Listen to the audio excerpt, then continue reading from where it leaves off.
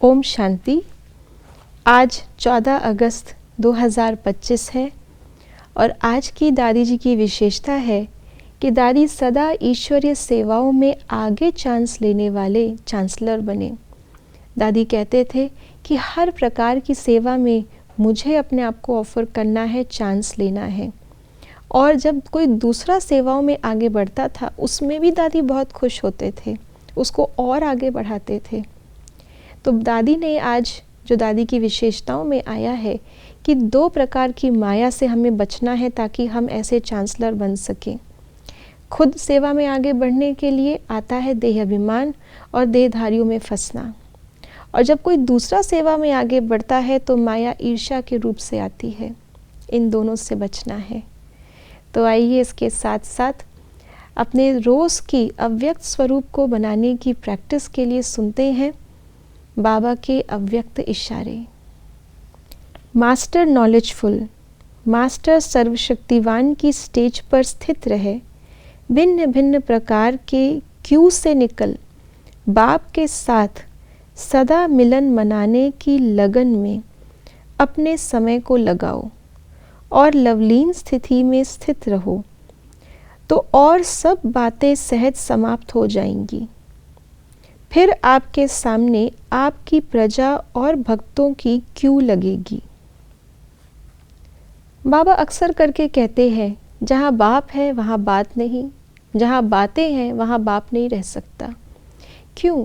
क्योंकि हमारा मन तो एक है। स्मृति में एक समय पर तो एक ही चीज़ रहेगी। अगर छोटी छोटी बातें मन को घेर लेती हैं, एक से दूसरी, दूसरे से तीसरी, फिर पास्ट में चले जाएंगे, फिर फ्यूचर में चलेंगे, पूरा चक्रव्यूह बन जाता है एक बात से। लेकिन वो एक बात अपने आप ये नहीं कर सकती जब तक कि हम उसमें इंटरेस्ट रख करके उसका मनन चिंतन शुरू ना कर दें।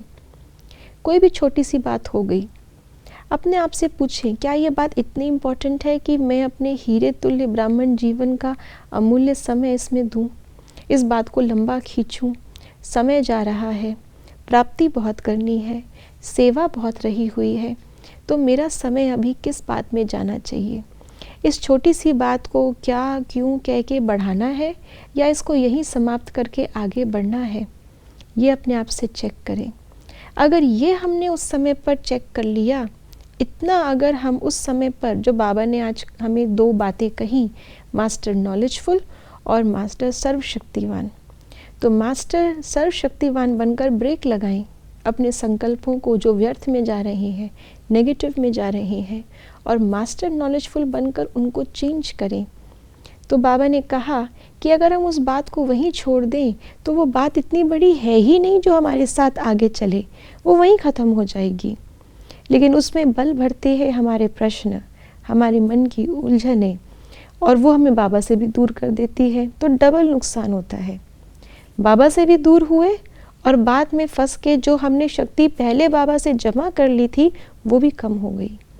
इसलिए बाबा कहते हैं कि जब हम अपने आप को ऐसे शक्ति और ज्ञान के साथ आगे बढ़ाते चलेंगे, हर बात को सामना करते, अनुभवी बनते, समाप्त करते चलेंगे, तब जब लोग उन्हीं बातों से परेशान होकर हमारे सामने आएंगे, हम उन्हें समाधान दे सकेंगे। खुद उन बातों में फंसने वाला समाधान स्वरूप नहीं बन सकता, और जो समाधान स्वरूप नहीं है वो अपने भक्त और प्रजाओं को ना तो क्रिएट कर सकता है, ना उनकी पालना कर सकता है। तो बाबा ने कहा, भक्तों की और जो हमारी प्रजा वाली आत्माएं हैं उनकी प्राप्ति करने के लिए हमारे सामने क्यू बहुत जल्द लगने वाली है, या यूँ कहें लग चुकी है। तो उनको प्राप्ति कराने के लिए खुद इस क्या क्यों की क्यों से बाहर निकलना है। ओम शांति।